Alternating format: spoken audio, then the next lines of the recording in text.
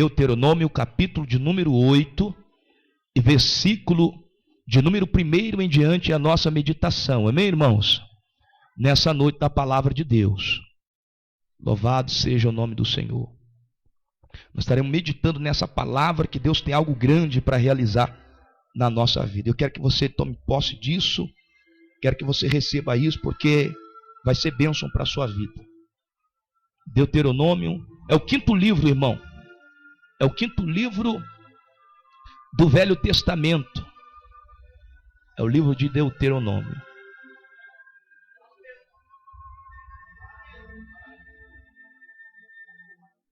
Amém? Capítulo de número 8 e versículo de número 1 em diante é a nossa meditação da palavra de Deus nessa noite. Você que encontrou, vamos ler então a palavra do Senhor. Amém? Diz assim, irmãos: cuidareis de cumprir todos os mandamentos que hoje vos ordeno, para que vivas, e não multipliqueis, e vós multipliqueis, e entreis e possuas a terra que o Senhor prometeu sobre juramento os vossos pais. Recordar-te-á de todo o caminho pelo qual o Senhor teu Deus te guiou no deserto, esses 40 anos, para te humilhar, para te provar, para saber o que estava no teu coração, se guardarias ou não os seus mandamentos. Ele te humilhou e te deixou ter fome, e te sustentou com o maná que tu não conhecias, e nem teus pais o conheciam, para te dar a entender que não só de pão viverá o homem, mas de tudo o que procede da boca do Senhor viverá o homem. Nunca envelheceu as tuas vestes sobre ti, nem inchou os teus pés nestes 40 anos.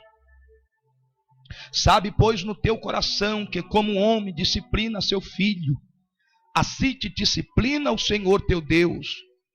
Guarda os mandamentos do Senhor teu Deus, para andares nos seus caminhos e o temeres. Porque o Senhor teu Deus te faz entrar numa boa terra, terra de ribeiros de águas, de fontes de mananciais profundos, que sai dos vales e das montanhas, terra de trigo e de cevada, de vides, de figueiras e romeiras, terra de oliveiras, de azeite e de mel, terra em que comerás o pão sem escassez, e nada te faltará nela, terra cujas pedras são ferro, e de cujos montes cavarás o cobre. Comerás e te fartarás, e louvarás o Senhor teu Deus pela boa terra que Ele te deu. Amém? Diga glória a Deus. Quero que você guarde no seu coração, porque iremos falar nessa noite da mesma forma que Deus falou para o povo de Israel.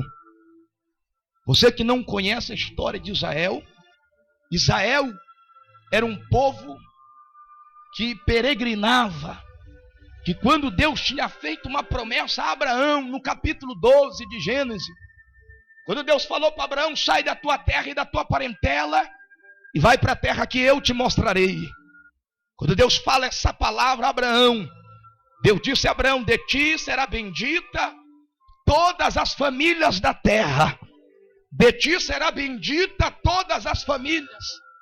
Abraão morre e nasce o seu filho Isaque. Isaque morre e nasce Jacó. E de Jacó nasce 12 filhos. E esses 12 filhos de Jacó se formou-se nas 12 tribos de Israel. E essas 12 tribos, no período de escassez na terra de Jacó, todos os filhos foram para o Egito. E dentro do Egito, José era aquele que foi vendido pelos seus irmãos. José era aquele que foi humilhado pelos seus irmãos. José era aquele que foi desprezado. foi levado para o Egito, e lá dentro do Egito Deus o exaltou soberanamente, colocando um escravo, um prisioneiro, como um governador daquele país.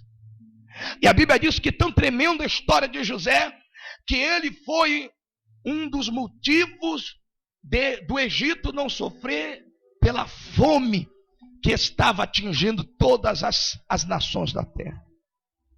Ele plantou e colheu em abundância, e a família dele, os filhos de Jacó, foram ao Egito, porque lá tinha comida, porque lá tinha alimento para eles sobreviver à seca, à fome.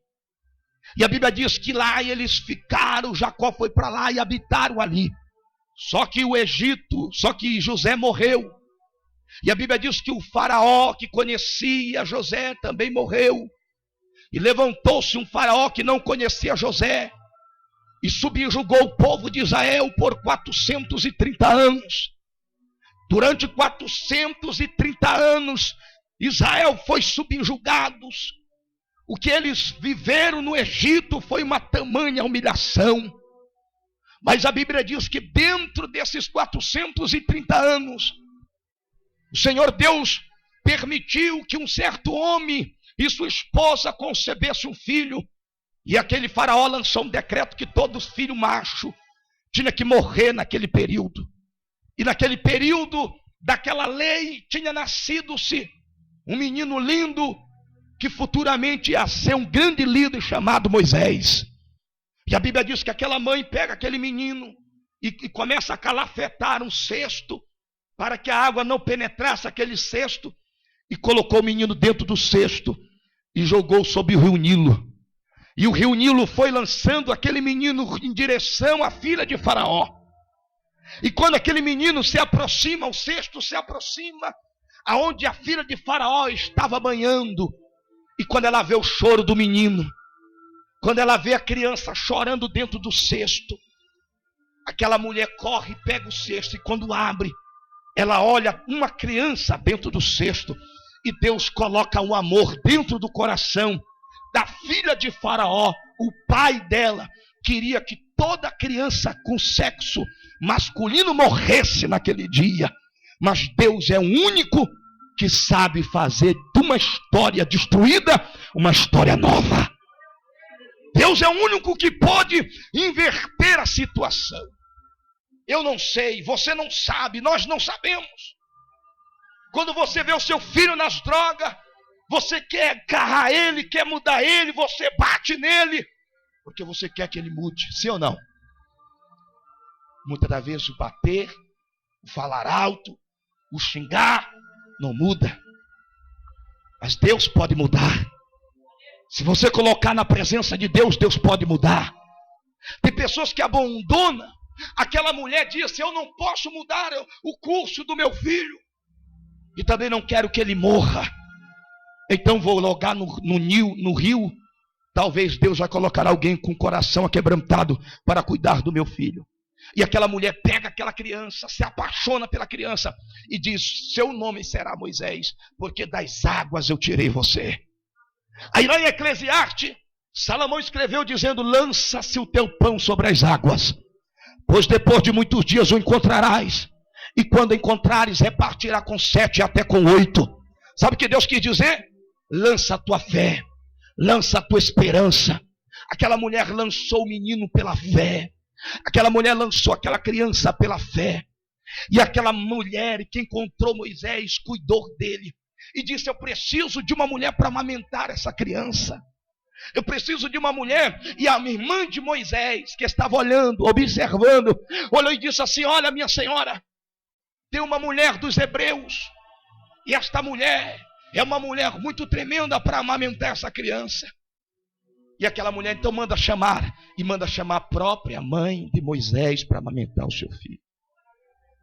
Acontece um mistério aí, meu irmão.